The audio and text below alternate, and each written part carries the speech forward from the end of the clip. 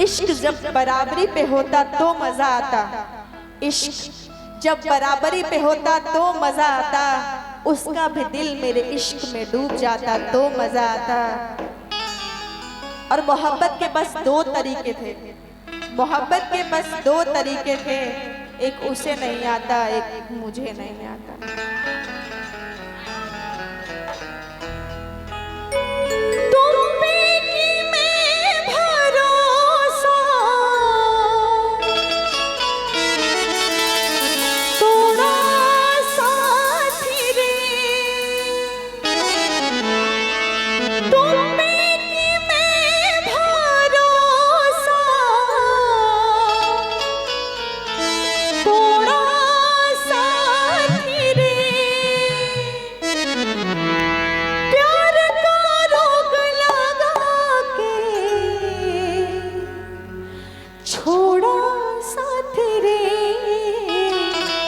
छोड़ा साथी रे,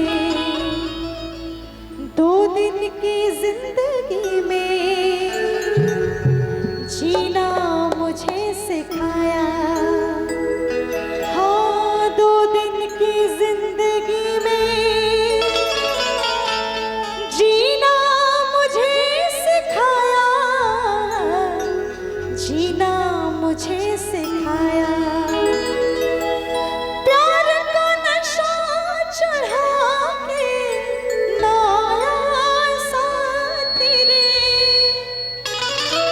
प्यार का रोग लगा के छोड़ा साथी रे, छोड़ा साथी रे।